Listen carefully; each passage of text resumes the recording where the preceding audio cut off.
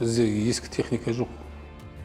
Облыстық бюджеттен 180 миллион теңге қаржы бөлінсе, Абзал ағамыз 204 миллион қосып, 384 миллион теңгеге үлкен спорт кешенін артында футбол алаңымен қосып салып берген болатын.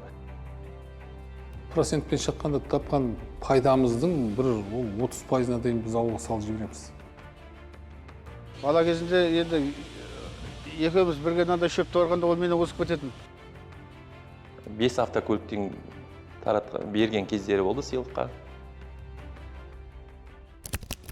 Бүгінгі кейіпкеріміз Абзал Ералиевтің есімі күллі қазаққа мәлім. Ол Қызылорда облыстық күріш өндірушілер және өңдеушілер қауымдастығының президенті, Қазақстанның еңбек ері, құрмет отан ордендерінің иегері. Ол басқарып отырған Абзал және К күріш қазір бірнеше мемлекетке экспортталады. Жылдық өнімнің 70%-на жуығы сыртқа сатылады. Кәсіпорынның мықтылығы мемлекет мықтылығының бірден-бір көрсеткіші. Компанияның күріш өніміне Ресей, Украина, Ирак, Әзербайжан, көршілес Қырғызстан, Өзбекстан мемлекеттерінде сұраныс жоғары. Бұл бірнеше жылдық жүйелі шаруаның жемісі. Тұтас елдің экономикасына оң ықпал етіп отырған ірі кәсіпорынның бүгінгі басшысы 1984 жылы комбинатта қарапайым құрылыс шебері болып жұмыс бастаған. Кейіпкеріміздің маңдай термен жазылған еңбек жолын бірге шолып өтейік. Туған ауылыма, енді ол енді соған деген енді біздің ауылымызға деген өзімнің бір ерекше сезім. Бала болдық, жасөспірім болдық, жігіт болдық. Одан кейін мүмкіндік пайда болды ғой бізде. Қаржылық жағынан мүмкіндік пайда болды. Не істейміз біз? Құдайға шүкір, әулетіміз, жанұямыз аман, әулетіміз аман. Әйтеуір жетіп жатыр. Барлығына жұмыс жасайды, айлығы бар. Одан кейінгі нәрсені елге жасау керек. Көп адамдарды білемін, өте бақуатты тұрады. Бірақ істеп жатқан жұмыстарын көрсеңіз, енді ол ауылға салмайды. Мен кейде таң қаламын, оны не істейді. Даже бүйтіп қарасаңыз, қанша ақша таптыңыз, оны кейіннен мысалы жұмсап та үлгере алмауыңыз мүмкін. Дәл осындай ауыл қайықта көрдіңіз ол. Жем шөбін береді. Қысқа, августта мысалы қысқа 2 тоннадан халықтың бүкіл жұмыс істемейме халықтың үйлеріне 2 тоннадан көмір апарып береді. Жүйелі 200-ден престі береді. 2 тоннадан 1 тоннадан жемді береді. Мал бар жоғына қарамайды. Ауылдың мысалға үйлері бар, мысалы ремонт керек па? Бүкіл материалды өзі әкеп береді да, соған көмектесіп, шертағы болсын қайттан бұзып, қайттан салып бере ма үйді.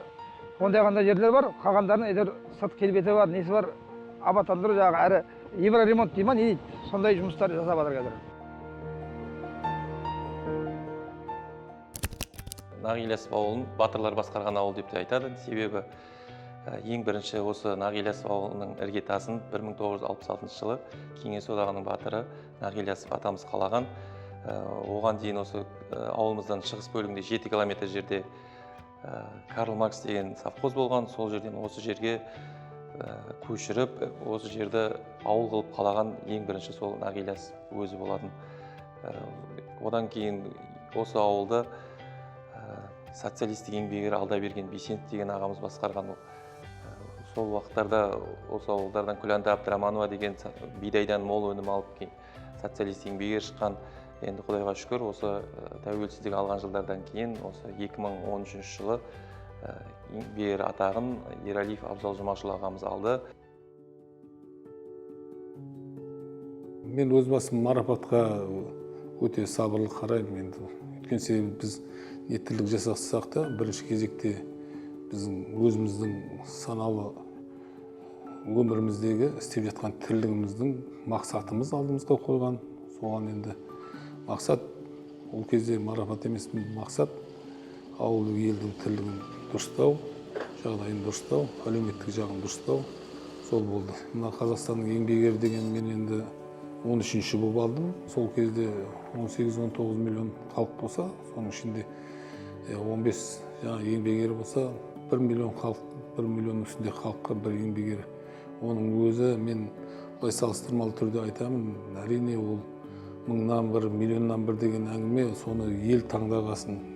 Мемлекет басшылары, аймақ басшысы сөйтіп осындай бағалаған үлкен ол енді жетістік, біріншіден үлкен марапат, үлкен абырой. оның үлкен жауапкершілігі, үлкен жүгі бар. 2002 жылдың декабрі болатын. Міне сол уақытта халық 80 үйдей осы абзалға өтіп, сыр дәне деген шаруа қожалығын құрды. Ол 2003 жылдан бастап күріш егіп 600 гектардың үстінде сөйтіп жақсы өнім алды. 2005 жылы ауыл толық түгелдей абзалға өтті. 1977 жылы мектепті бітіріп, сол қаладағы, Қызылорда қаласындағы Жамбыл гидромелиоративтік құрылыс институтының филиалында сол бірінші курсқа осы мен қабылдандым. Енді мен мынау мамандығым негізі инженер құрылысшы. Оны енді марқұм әкеміз кезінде осы өмірде барлығымыз өзіміз 8 ағайынды болдық. 4, менің алдымда 4 апам бар, апам болды. Енді бір ағам, 2 інім, сонымен бізді өзімен болса 8 ағайынды әке-шешемізден. Бір енді үлкен апамыз дүниеден озып кетті, ертерек. Енді осы кісілердің бәрін өзімен қоса, мына балдарда енді бәрін әке-шешеміз үлкен оқытты, білім берді, енді тәрбиеледі. Шешеміз енді үй шаруасындағы кісі еді, өте сабырлы кісі еді. Ол кісі де ертерек дүниеден өтіп кетті, 64 жасында. Әкеміз енді жақсы өмір жасады. Ол кісі жетімдікті көрген, аштықты көрген, ертеректе сол детдомда. Сосын одан кейін армия қатарына кетті, оның сол жақтан соғыс басталып кетті, соғыста жүрген, сол 10 жылдай сыртта жүріп, 48 жылдары елге оралып, сол біздің анамызбен қосылып, сөйтіп енді біздің әулет содан құралды. Бала кезінде енді екеуміз бірге мынандай шөпті орғанда ол мені озып кететін. Мен қалып қоямын, бірге түскенбіз кезінде. Біздің кезімізде шөпке апаратын, мынандай күрішке апаратын. Жақсы жұмыс істеді, жақсы тірлік істеді. Қан отбасы кәдімгі қарапайым отбасы ғой. Әкесі малдығыр болды. Мамасы жаңа үй шаруашылығындағы. Бұл институт бітірді ғой, институт бітірген адам енді қалада тұрды, қалада сояқта құрылыста шамалы уақыт бас істеді. Сосын барып осы тоқырау заманы кезінде болса мынау бәрі бөлініп кеткеннен кейін осы Абзал компанияны құрды. Бітіргеннен кейін мен әскер қатарында болдым 1,5 жыл Ресейде. 82 жылы бітірдім, 80 институтта. 84 жылға дейін мен Ресейде әскер қатарында болдым 1,5 жыл. 1984 жылы үй құрылыс комбинатында, Қызылорда қаласында, сонда бірінші жұмысқа мастер болып қабылдандым. Одан кейін енді шамалы жұмыс істеп 1,5 жыл прораб болдым. Онан мынау участке басшылығына да болып жұмыс жасадым. Партия қатарына қабылдады. Енді ол кезде енді мынау инженерлік техникалық қызметкерлерді онша қабылдай бермейтін. Неге партияға. Енді соны мен қабылдады. Сол 10 жылдың көлемінде мен үй құрылыс комбинатында жұмыс жасадым. 84-тен 94-ке дейін. Соның арасында енді жаңағы кеңес үкіметі тарады ғой енді. Үлкен күйзеліс болды. Үлкен себебі байланыстар, мемлекеттер бөлініп кетті, байланыстар үзілді, қиыншылық бір заман болды ғой енді. Абзал және компания толық серіктестігі 1994 жылы Қызылорда облысында құрылған, қазіргі таңдағы ең ірі көшбасшы күріш өндіру компаниясы болып табылады. Компания күріш өнімін өзінің күріштік күріш алқаптарында Нағилясов ауылында егіп, оны өзінің 3 зауытында ақтайды. Зауыттар оңтүстік Кореяда шыққан жоғары технологиялық қондырғылар. Тағам қауіпсіздігі жүйесі сақталған. Жылда осы тағам қауіпсіздігіне аудит өткізіледі. Ол өте жақсы және жоғары деңгейлі өндіріс орны екенімізді көрсетеді. Компания өнімі ТМД елдеріне экспортталады. ТМД-ның 10 шақты еліне Украина, Ресей, Азербайджан, Қырғызстан, Тәжікстан, Өзбекстан, ТМД-дан бөлек Монғолияға экспортталады. Сонымен қатар Америка құрама штаттарына экспорттаған кезімізде болды. Енді дүние жүзінде қазір 600 миллион тоннадай күріш өндіріледі екен. Енді былай көлемі жағынан бидаймен шамалас дейді. Бірақ осы әр жерде келеді. Размеріне қарап бөлінеді. Міне домалақ күріш дейді, орта күріш дейді, сосын ұзын күріш деп бөлінеді. Біздің жерімізде өсетін, жаңа айтып отқан сырдың жері, Қызылорда қаласы, төңірегі бар, Қызылорда облысы, біздің ауыл жаңа айтып отырған, біз орта размердегі күрішті егеміз, ол енді палауға пайдаланады біздігі көбісі. Қызылорда облысы Қазақстанның 90% күрішін өндіреді. 400 мың тонна қара күріштің сол 500 мың тонна өндірілген, соның біз енді 15%-на дейін біздің үлесіміз сол жерде жүреді. Қазір қарасаңыз Қытайға күрішті кіргізбейді. Ол енді қиыншылық. Қарасаңыз енді іргемізде алпауыт мемлекет жатыр. 1,5 миллиардтай ауыз бар ол жақта. Солай ғой. 1,5 олардың бәрі күріш жейді. Бірақ біз енді оны күрішті ол жаққа кіргізу үлкен бір проблема. Осындай мәселелерге бізге көмектессе екен дейміз. Полиядан күріш алып келіп, жинап алып келіп, осы жерге әкеп түсіреміз. Бұл жерде біріншілік тазалау жүреді. Біріншілік тазалау. Біріншілік тазалаудан кейін қалаға, қоймаларға жібереміз күрішті. Бұл жерде жұмыс 24 сағат жүреді. Күндіз 15 адам, түнде 15 адам жұмыс тоқтамайды. Күріштен де ұн шығарылып жатыр қазір. Бірақ енді біздің менталитетке байланысты күріштің ұнын бұл жерде онша Қазақстанда көп жей бермейді. Басқа жерге енді әрине экспортқа шығаруға болады, өзінің тұтынушысын табу керек.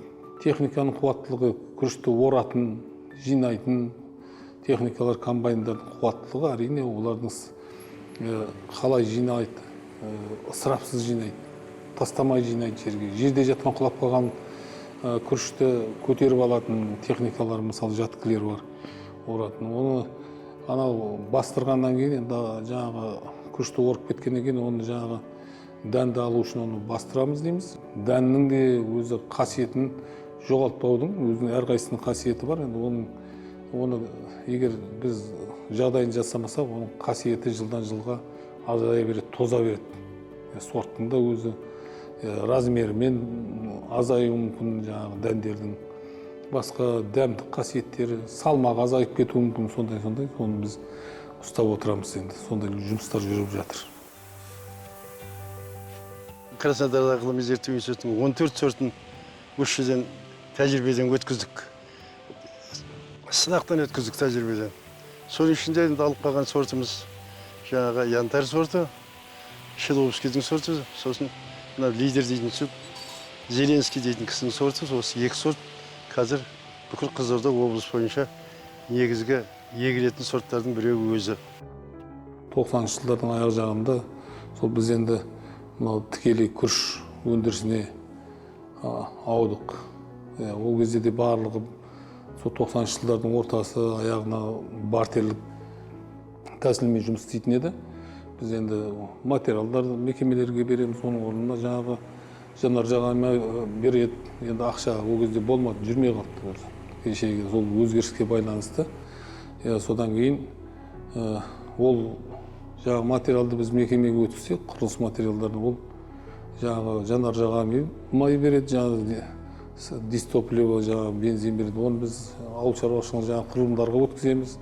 Ол енді күзде күріш аласыз дейді. Ол күрішті әкеп біз мына жаққа күріш заводына өткіземіз. Ол бізге ақтап беру керек, енді қара күріш қой енді. Тапсырған күрішімізді де, жаңағы жинаған күрішімізді де енді алу қиыншылықты соқтырды. Өзіміздің жаңағы мемлекеттің қалған үлкен күріш завод бар, Қызылорда қаласында соған тапсырамыз, одан аламаймыз. Кейін енді ойланып өзіміз күріш заводын қондырғысын 2004 жылы бірінші заводты қойдық. Абзал және компания толық серіктестігінің зауыттары жыл сайын модернизациядан өтіп отырады. Ол дегеніміз тоқтамас жаңартудан, және қызметкерлеріміз жылда осы жаңа технологиядан қалмай оқытылып отырады.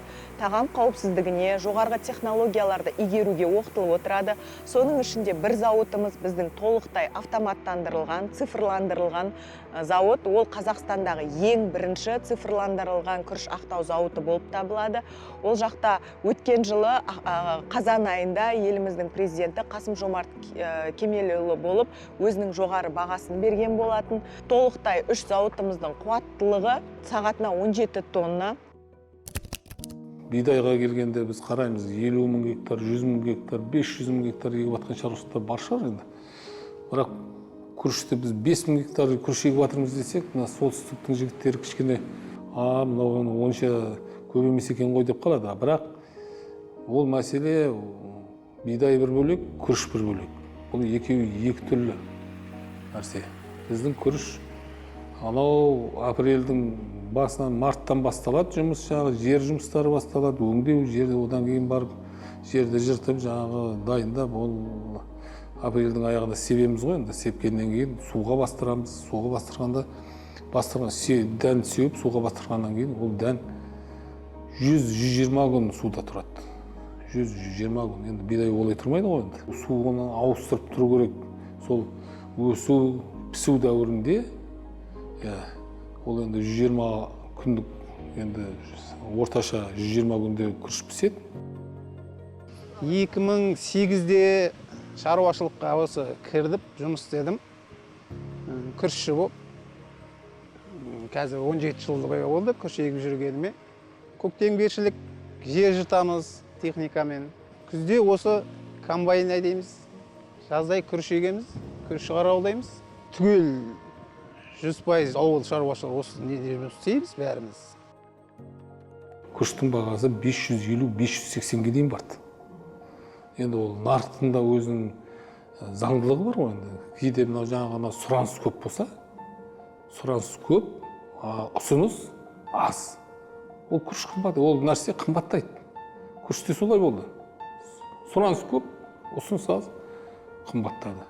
Енді биыл қарап отырсаңыз, ол кешегі 550-ге ден сатқан күріш, ақ күріш. Қазір мұны 450-410-ға 400-ге дейін түсіп кетті мысалы. Ол нарық. Енді оның 550-ге барғандарына субсидияны алып тастаса, ертең мынадай 100 теңге, 150 теңге түсіп тұрған енді күріштерді енді ол әрмен қарай ойбай қайттан субсидия қос деп, енді оны да реттеп отыруға болады шығар деп отырмын енді былайша. Техниканың негізі қазір енді мына шет елдің өзіміздің енді не дейді ғой, мына заводтарымызда істеп, Петропавловск жақта, Қостанай жақта енді осы техниканы шығарамыз деп әрекеттеніп жатыр енді. Мына классик комбайн енді қазір енді шығарып та жатыр. Бірақ бұны енді көбейту керек. Қаламына сырттан әкелетін біздің жаңа Германиядан әкелетін комбайндарымыз, техникаларымызға енді қазір жаңағы қосымша салық құнын қосып беріп жатыр. Бұрын оны бізде оны алып тастайтын тұғын. Оның қосымша салық құнын қазір төлетіп жатыр. Егер Қазақстаннан шыққан нелерді алатын болса, онда жеңілдік бар. Енді осындай мәселелерді біз сол екеуінің айырмашылығы болмау керек қой. Біз неге ойланамыз? Сол Германиядан шыққан техника сапасы жақсы. Мынаяқтан шыққан сапасы біз анаяқтан алғымыз келеді. Бірақ осы мынаяқты екеуін теңестіру керек. Сонда ол бізге енді біз айтамыз, дұрыс екен. Оны ауылымыз өзімізде өндіріп жатқан нәрсе енді толық комбайнды Қазақстанда жасап шығару барлық компоненттері бар, жаңағы қосалқы бөлшектері бар, ол мүмкін емес. Гектарына мысалға бір күн қатысса, мысалы 5250 теңге төленеді. Бір күн 30 гектар ексе, ал ол 40 гектар ексе, ол ары қарай көбейе береді деген сияқты ғой. Сондай расценкіміз өзімізде өзі бекітіп, басшылармен келісіп отырып жасаймыз. Одан қалды механизатор басқасын бәрін қосқанда 360-тай қызметкер жұмыс жасайды. Бізде қазір күріш өңдейтін 3 заводымыз бар, су шығаратын 1 заводымыз бар, жаңағы ол да қосымша өзіміздің кәсіп, ауыз су жаңағы. Онымен қоса қазір біз енді ас тұзын өндіріп жатырмыз. Ол да енді қазір үлкен бір деңгейге шығып кел жатыр. Сосын техникалық тұз дейді. Онда енді өндірісте жолға неге пайдаланады? Ол өзіміздің біз жаңа кен орны бар, тұз көл деген. Сол кен орнынан сол тұзды әкеліп қалада одан біз тұзды өндіруде 2 заводымыз бар. Қызылорда облысындағы Нағилиясов ауылда бір кездері тоқырауды басынан кешірді. Алайда бұл жағдай көпке созылмады, өйткені өз туған жерін қастерлейтін азаматтар өз топырағын түлетуге бар күшін салды. Солардың бірі Абзал Ералиев. Ол басқарып отырған холдинг ауылына жыл сайын қаражат бөледі. Кем дегенде жылына 100-200 миллион теңгеге дейін қаржыландырады. Мысалға 2022 жылы 455 миллион теңгеге еңбек аллеясын салды. Оны көгалдандыру мен абаттандыру жұмыстарына жылына 100 миллионға дейін қаражат жұмсалады. Одан басқа мәдениет үйі, мектеп пен балабақшалардың күрделі жөндеу жұмыстары мен олардың ағымдағы жөндеу жұмыстарын жүргізіп келеді. Сондай-ақ мешіт, стадион, балаларға арналған монша мен ауыл әкімшілік ғимараттарын заманауи үлгіде салған. Туған жерге деген жанашырлық, қамқорлық деген осындай болса керек. Биылдың өзінде мен сізге айтам, 350-450 миллион кетіп қалады. Ауылым, алдым бесігім деп, мысалы, қазір бағдарлама бар. Біз айтылып жүр, саяси деңгейде айтылып жүр. Өте дәл табылған теңеу деп айта аламын. Бесігіміз, біздің шыққан жеріміз сол ғой. Енді халықты біз енді өзіміздің ұлтымызбен мақтанбасақ, өзіміздің тілімізді қорғамасақ, енді Бауыржан Момышұлының сөзімен айтқанда ол сатқындық. Ол солай. Бауыржан атамыз біз солай айтқан. Ұлтымызды біз мадақтамасақ, ұлтымызды біз дәрежелемесек, тілімізді сақтамасақ, онда біз ұлт ретінде әрмен қарай енді ол қиын. Әр ұлт өзінің қасиетін сақтап қалу керек деп ойлаймын. Ауылды көркейту, көгалдандыру, абаттандыру жұмыстары бұл 2008 жылы басталды.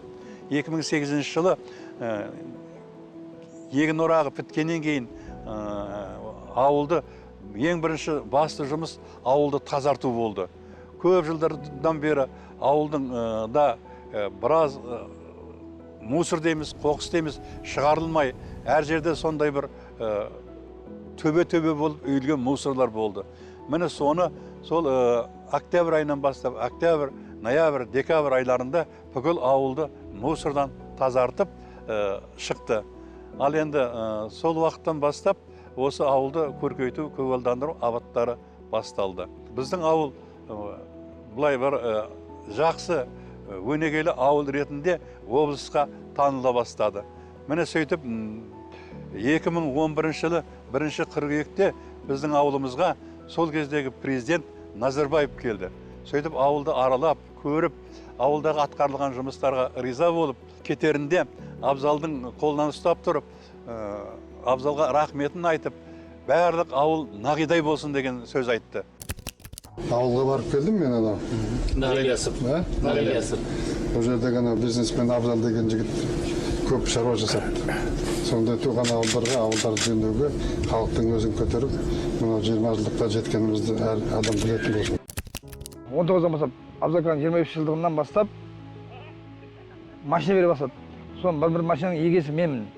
Біреу ана кісі, бригадир тұрартыңызда, сол кісі бригадирде машина мінді сол жылы. Жеті небай берді, одан кейін сол традиция жалғасып кетті қазір. Жылда белгілі механизатор бола ма, ол күрішші бола ма, соның бәріне жақсы өнім берді ма, жақсы жұмыс істеді ма, жылдық өтіліне қарайды, қанша жыл жұмыс істеді. Соған қарайды да, мінекейіңіз дейді да, машина береді. Одан ол 13-ші айлық дейді, премиальный дейміз ғой, біз қосымша дейміз, премиальный дейміз. Ол жылына төлемесі бар, бірақ өзі кісі ол халықтың несібесі деп төлеп беріп отырады. Кейбір кісілерге үйлерін жөндеп берді, бірнеше ауыл тұрғындарына үй салып берді. Содан кейін жаңағы кейбір тұрмысы төмен, жағдайы келмейді дейтін кісілердің үйлерін жөндеп берді. Емделуге мұқтаж қызметкерлерді емдеуге компания тарапынан қаражат бөлінеді. Компанияның балаларына мектепке даярлық акциялары жүргізіледі. Наурыз, жаңа жылда өзінің жаңағы премиялар беріледі. Компаниямыз әлемнің үздік трансұлттық корпорациялары Nestle және Mars компанияларына өз өнімімізді экспорттаймыз. тоқтап қалған балабақшаны қайтадан іске қосып ремонттап сол жұмыстарға баса мән берді. Одан кейін осы 2014-15 жылдары ауылда мешіт салды, 137 миллион теңгеге 300 орындық. 2015 жылы спорт кешенін салды. Бұл жұмысты мемлекетпен бірлесіп жасады. Облыстық бюджеттен 180 миллион теңге қаржы бөлінсе, Абзал ағамыз 204 миллион қосып, 384 миллион теңгеге үлкен спорт кешенін артында футбол алаңымен қосып салып берген болатын. Одан кейін 2017 жылы ауылдық әкімшілік ғимаратын салды. Бұл жұмыста да мемлекетпен бірлесіп жұмыс жасады. Оған бюджеттен 34 миллион қаржы бөлінсе, Абзал ағамыз 100 миллион теңге қаржы қосып, 134 миллион теңгеге 2 этаж етіп, зәулім етіп, әсем етіп, 2 ғимарат салып берген болатын әкімшілік үйімізге. Мәдениет үйі, қазір қарасаңыз, бұл енді 50 жыл болды. Мектепке 52 жыл болды. Осының бәрін күрделі жұмыстан, реконструкциядан өткіздік. Детсадты, балалар бақшасын. Толық нәрсесі сол өткізіп, іші сырты айналасына қазір енді көгеріп, енді абаттандыру жұмыстары. Мектептің айналасын өздеріңіз де көрдіңіздер де.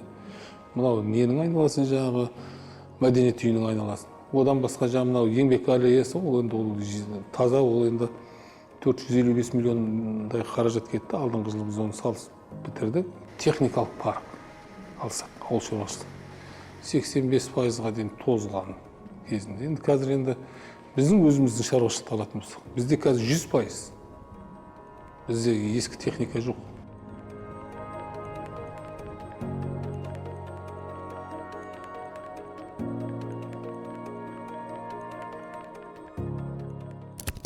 Жаңалыққа бейім, жаңалықты осы ауылға әкелуге бейім.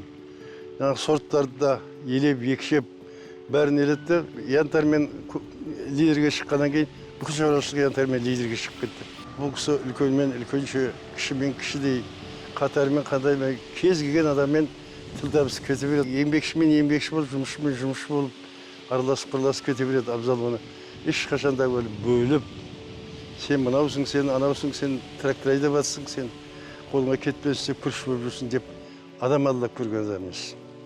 Ұру алдап көрген адам емес. Міне сен ана ұрудасың, сен мына ұрудасың. Ұру деп ұруды бөлген адам есі төбе шашы тік тұратын жігіттің біреуі бұл. Енді марқұм әкесі де сондай кісі еді. Ұруға бөлмейтін. Ел ма ел, халық па халық. Осы халықпен енді келе жатқан, оны әулеттен әулетке беріліп келе жатқан нәрсе. Процентпен шыққанда тапқан пайдамыздың бір 30%-на дейін біз ауылға салып жібереміз. Ағашты біз егіп жатырмыз. 12 көше бар, 12 көшенің барлығында қазір 35 мыңдай ағаш егілген. Осы соңғы 15 жылдың көлемі, мен сізге айтайын, 2009-да бастадық. Біз қазір жаңағы жұмыстарымызды ауылдық қалыпқа келтіру үшін. Жаңа айттым, бағана кішкене қаржылық жағдайымызды біз дұрыстағаннан кейін соған кірістік деп. 2008-дің аяғында кірістік. Сырттан әкелетін ағаштарымыз бар, катальпа дейді, можжевельник дейді, туя дейді, мысалы айланд дейді, оның бәрі қазір павловния деген мысалы ағаш егіп жатырмыз. Оның бәрі өсіріп шығару үшін енді ол маңдай тер керек, оған кішкене өзіңнің ықыласың керек, өзіңнің жүрегің керек, өзіңнің қалауың керек. Күнде осы жерде десек те болады, өйткені кешке жақын бір рет соғып бітпесе, Абзал аға үйіне бармайды. Осы жерге келіп, осы жердің жағдайын біліп, қандай мәселелер бар, қандай шешімін таппай жатқан мәселелер бар. Бүгінгі таңда қанша күріш жиналды, қаншасы бастырылды, қаншасы орылды. Соның барлық ақпаратты осы кешке бір мезгіл келіп алып тұрады. 750-ден 1000-ға бірдақ көтерді әр гектарға. Ол кезде енді 25 гектар күрішке 25 мың сом ақша деген бірінші 2006-2007 жылдан бастады бұл. Жаңағы айлығын көтерді. Қосымша енді миллион қосымша тапқан адамдар болды. 1 миллион қосымша тапқан алғаш кезде. Бұл кезде миллион біреудің үстіне кіріп, біреудің үстіне кірмей жүрген кезі тұғын. Одан кейін қазір кетіп қарасаңыз, қазір механизаторлар осы 30 күн сезонына 2,5 миллионға дейін ақша алады. Айлық соншалықты енді ақшаның құнсызданғаны емес бұл. бұрында солай болатын тұғын. Енді күрішшілер ертең енді қосымша ақының кезінде 5 миллионға дейін қосымша ақы алады өнім берген біргенде. Қазір өнімнің осы өнімнің енді 80-нен асып кеткен жерлері бар. 100-ден берді былтырлары, 103 берді, 97 берді былтырлары. Енді баяғыда Ибрай Жақайыпты жаңағы рекорды 175 қой енді.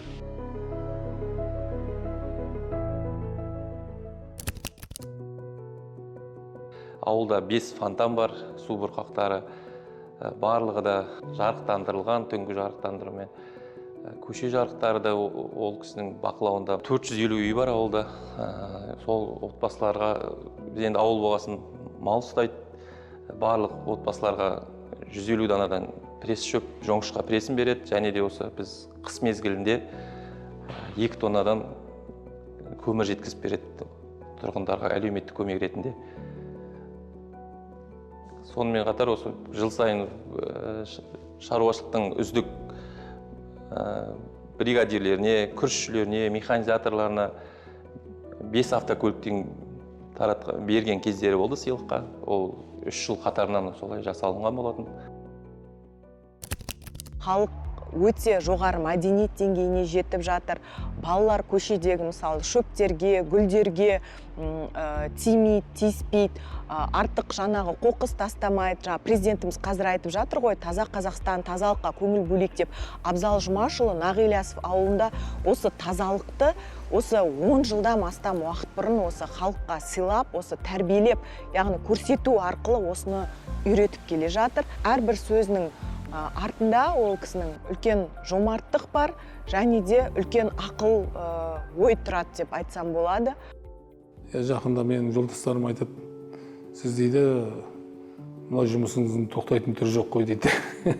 Мен айтам, енді бір жолдасының әңгімесі ғой, жасап жатсың дейді. Енді мен жасамағанда не істейміз, бізден кейін қалу керек жұмыс. Ағаш ектік па, ағаш ол бізден кейін де тұрады. Ол 50 жыл, 100 жыл тұруы мүмкін ағаш. Әркімнің өзінің азаматтық мұсылманның да парызы бар. Ол елге жасап жатқан жұмысты, ол кейде біздің қорқатымыз көп нәрсеге үлгере алмай қаламыз ба деп қорқамыз. Менің нем, енді көп нәрсе ойымызда бар, соның бәрін үлгерсек, істесек екен деп. Ал енді жасымыз үлкейгеннен кейін енді күшімізде енді Құдайға шүкір күш-қуат бар ғой, бірақ ол әрмен қарай көбеймейді. Сондықтан сол уақыттың ішінде, жұмыс істейтін уақыттың ішінде мүмкіндігінше көп жұмыс жасау керек елге.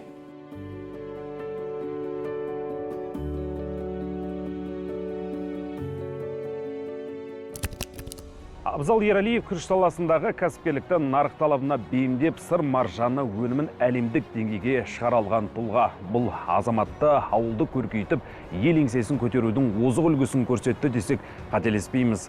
Қазақтың Абзал ағамыздай абзал азаматтары көп болып, әр ауыл Нағи Ильясов ауылдай гүлдене берсін деп тілейміз.